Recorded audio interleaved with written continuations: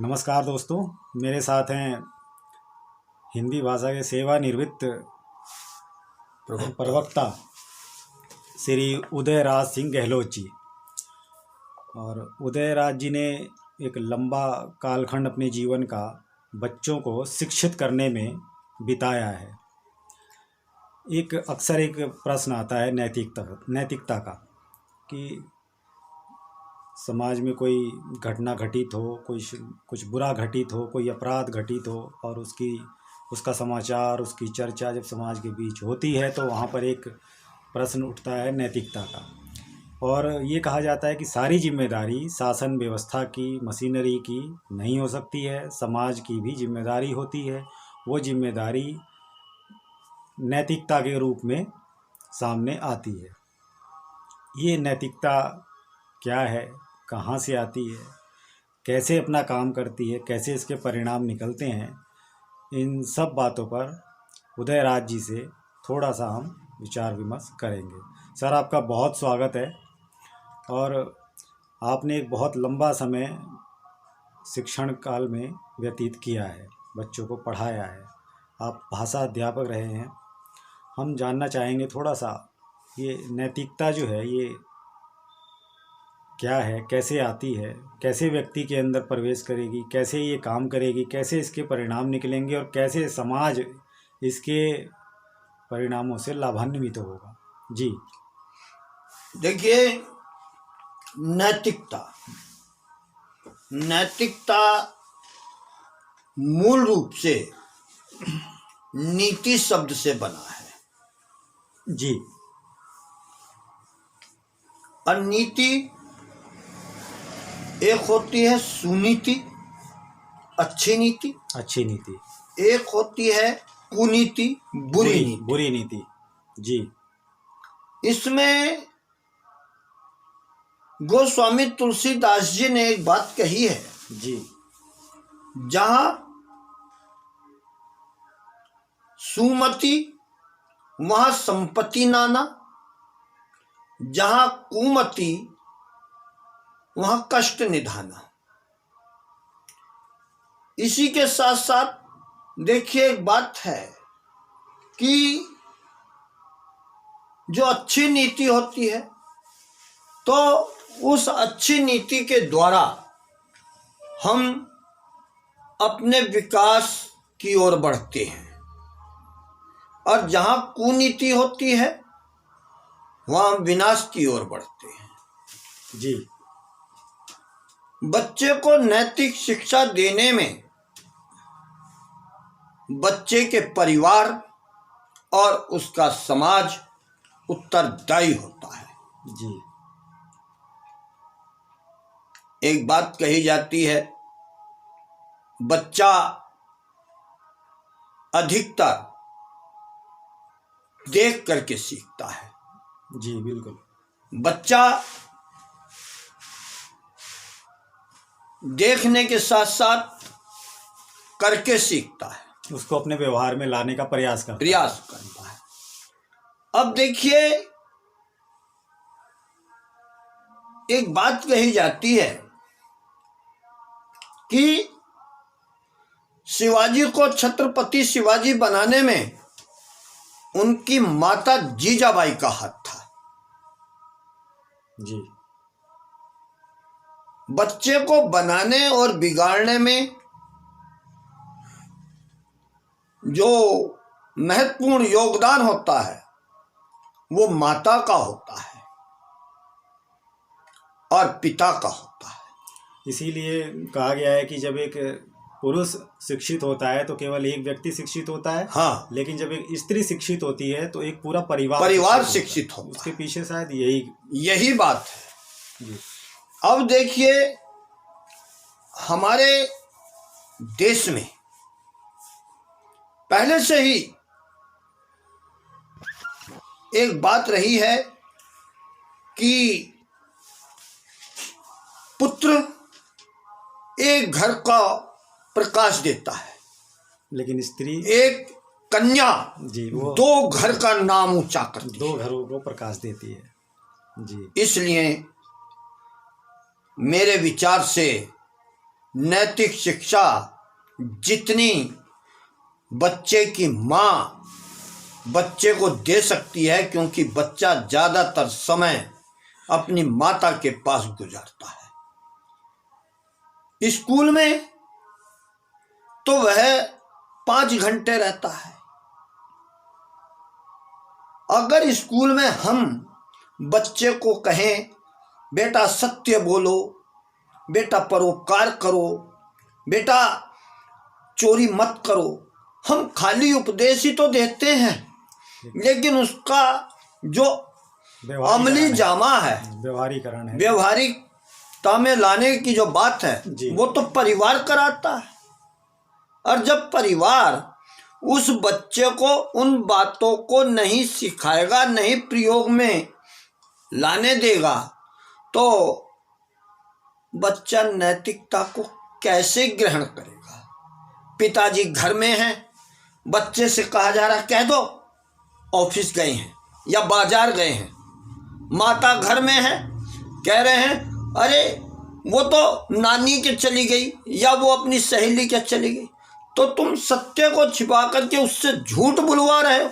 तो ये जो पाठ हम पढ़ाते हैं कि बेटा सत्य बोलो, तो हम तो सत्य बोलने को कह रहे हैं, और वो जो है कह रहे हैं कि क्या नाम है ही नहीं, झूठ बुलवा रहे हैं। जो स्कूल में बताया गया सत्य बोलो वो तो केवल उपदेश रह गया, उपदेश रह गया। व्यवहार में बच्चे ने सीखा वो घर से सीखा और उसी व्यवहार को वो आगे लेकर के जाता है। इसी प्रकार से और भी बातें आती हैं। देखिए, बच्चे को नैतिक शिक्षा सिखाने के लिए जो व्यसन है, जैसे शराब पीना, झूठ बोलना, ये माता पिता की जिम्मेदारी है कि बच्चे के सामने इन व्यसनों को न किया जाए। बच्चा जैसा देखेगा वैसा करेगा। बच्चे के सामने हम अनाप शनाप बोलते रहते हैं, पति पत्नी एक दूसरे को गालियां देते हैं, मारपीट करते हैं, दारू पीते हैं, ये सब क्या है? वो तो जैसा देख रहा है उसे ग्रहण कर रहा है। तो वास्तविक कमी यहाँ परिवारों में, वास्तविक कमी जो है आजकल जो परिवार हैं उनके अंदर है। आज समाज जो नैतिकता से दूर होता जा रहा है, उसके पीछे मूल कारण जो परिवार हैं वो है।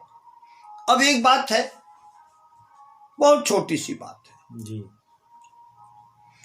हम बच्चे से कहेंगे कि बेटा अंग्रेजी में कितने नंबर आए, गणित में कितने नंबर आए, सामाजिक विज्ञान में या इनमें क्या नंबर आए। अरे कभी ये भी पूछते हो कि तेरे जो हैं हिंदी में, संस्कृत में, इनमें कितने नंबर आए। हिंदी संस्कृत को तो हम जो है नगण्य समझते हैं, महत्वहीन। हमारी मानसिकता अंग्रेजियत हो गई है। अंग्रेजियत ढंग का खाना पीना, अंग्रेजी ढंग के आचार विचार, अंग्रेजी ढंग के हमारे रीति रिवाज सब हो गए हैं।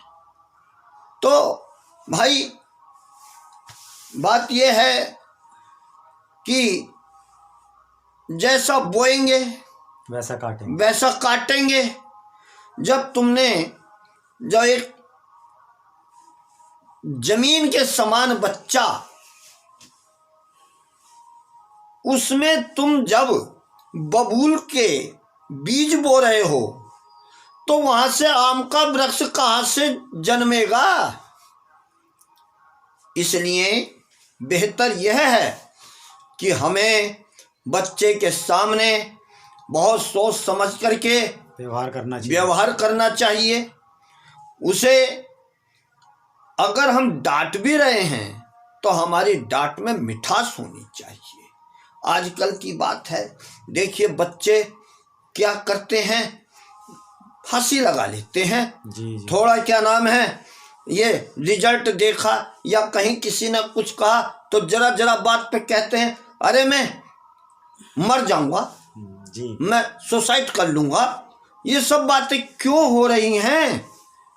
ये किसी की कमी नहीं है, ये केवल परिवार की कमी है। हमने उसे सहन शक्ति का गुण नहीं सिखाया। सहन करना भी सीखो, आपस में मिलजुल कर रहना नहीं सिखाया। हमने उसे आत्मीयता का भाव नहीं सिखाया। हमने सिखाया तो क्या सिखाया? अंग्रेजियत। अंग्रेजियत। बच्चे सुबह सुबह तरीके से अगर देखा जाए, पहले उठ करके माता पिता के पैर छूते थे, आशीर्वाद लेते थे। जी बिल्कुल। बच्चा जब कहीं जाता था पैर छू करके आशीर्वाद लेकर के जाता था, जब आता था पैर छू करके आशीर्वाद लेता था। आज तो अव्वल तो कोई ना, सुबह शाम दोपहर आना जाना तो छोड़िए, अगर कोई शुभ कार्य भी कर रहा है तब भी पैर छूना गवारा नहीं करता। और देखिए तमाशा हमारी बिगड़ेपन का। जी ये जो आजकल के संत बनते हैं, जो बहुत बड़े भक्त बनते हैं, ये संतों के दरबार में जाते हैं, वे ना उनके माँ हैं, ना बाप हैं, ना गुरु हैं, कोई नहीं है। जा करके उनके पैर छुएंगे, दंडवत प्रणाम करेंगे, आशीर्वाद लेंगे, और अपने बाप जो जिंदा बैठा है उसे कभी नमस्कार करना पसंद नहीं करते। जब यह आचरण उनकी संतान देखती है कि इन्होंने हमारे दादा दादी, हमारे नाना नानी, हमारे ताऊ चाचा या हमारे और बड़े जो बुजुर्ग हैं जी उनका आशीर्वाद नहीं लिया, तो वे ये सब क्यों करेंगे? क्योंकि उन्होंने अपने जीवन में ज्यादातर वही सब देखा है, वही सब देखा है, उसी को अपने व्यवहार में वो ले आते हैं। उसी को अपने व्यवहार में ले आते हैं। तो इसलिए देखिए अगर हम महाभारत जी के अंदर जब धर्मव्याध महाराज युधिष्ठिर, धर्मव्याध महाराज युधिष्ठिर को नैतिक ज्ञान देते हैं, धर्म की शिक्षा देते हैं। अब बात यह उठती है कि धर्मव्याध ने युधिष्ठिर को धर्म की शिक्षा दी। ये प्रकरण हुआ था जब सरसैया पे भीष्म पितामह पड़े हुए थे, तो राजनीति ज्ञान तो धृतराष्ट्र ने दिया था, लेकिन धर्म की शिक्षा के लिए उन्होंने कहा था कि धर्मव्याध से आप जा करके शिक्षा लें। उन्होंने एक चीज कही थी, माता पिता च भगवान एतौ मम देवतम परम। माता पिता ही मेरे परम ईश्वर हैं, वही परम देवता हैं। और आज माता पिता को जानता कौन है? गुरु को नहीं जानते, माता पिता को नहीं जानते। गुरु जिसे ईश्वर से भी रखा गया था, आज कहाँ दर्जा है? और जब इन तीनों का दर्जा खत्म हो गया, माता पिता का दर्जा खत्म, गुरु का दर्जा खत्म, तो नैतिक शिक्षा कहाँ से आएगी?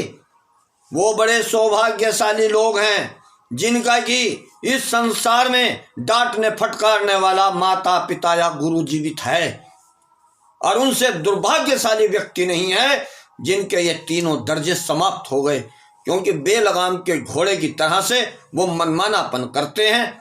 और वैसा ही जो है तो इसका क्या करती है? उपाय की बात करें हम तो कहाँ से शुरुआत करनी पड़ेगी सर? देखिए, ये परिवार से शुरुआत होनी चाहिए। परिवार के जो बड़े हैं, हाँ, परिवार के जो बड़े हैं, परिवार के जो व्यक्ति हैं, उन्हें एक दूसरे का सम्मान करना चाहिए।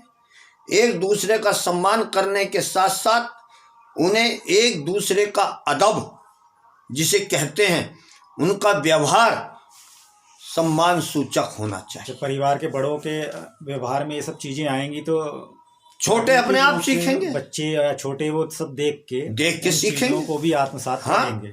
अच्छा, एक चीज है जी, आज समाज में देखिए, बात बात पे क्या कहते हैं, अरे फलाना 2 टके का मास्टर, वो गुरु जो है 2 टके का मास्टर हो गया। आज गुरु की अहमियत टके पे हो रही है। जो प्राइवेट स्कूल के अध्यापक हैं, जो वास्तव में उसकी बुनियाद रखने वाले हैं, उस विद्यालय के अध्यापक जो शिक्षा देते हैं, क्योंकि उनका वेतन कम होता है, उनकी कोई अहमियत नहीं है, उनके दर्जे में, उनके जहन में अहमियत नहीं है, वो गुरु को गुरु नहीं मानते। और दूसरे एक बात और है, नैतिक शिक्षा कोई लाला जी की दुकान से मिलने वाला नमक मिर्च का सौदा नहीं है। यह परिवार से पैदा होता है, ये व्यवहारिक और स्कूल में विकास होता है। व्यवहारिक गुण है, ये व्यवहारिक गुण है। आप जैसा व्यवहार करोगे, आपके पीढ़ी उसकी देखा देखी करती है। ठीक है, एक हमारे विद्यालयों में भी एक चीज होनी चाहिए जी। आज कुछ विद्यालयों में ये भी समस्या आती है, कमी है ये, जहाँ नैतिक शिक्षा की बात है। सरकार ने किताबें तो लगा दी, लेकिन उसके व्यवहार में उसका पाठ्य जी क्रम भी बना दिया, पढ़ाई भी जाती हैं, उसकी ग्रेडिंग होती है, वो लिखित परीक्षा होती है। लिखित परीक्षा हो गई, ठीक बात है, जी जी जी। लेकिन उसको जो है बच्चे को व्यवहारिक रूप से देख करके, जी, उसका व्यवहार कैसा है, आचरण कैसा है, वो खुद कैसा है, उसके आधार पे उसका जो है मूल्यांकन होना चाहिए। ठीक है जी। और एक चीज है कि हमें नैतिक शिक्षा के लिए बेहतर तो ये होगा कि हमारा समाज और हमारा जो परिवार है और हमारा ये विद्यालय, अगर ये मिलजुल करके साथ बढ़े तो ये समस्याएं दूर हो जाती हैं। जी, धन्यवाद सिंह साहब।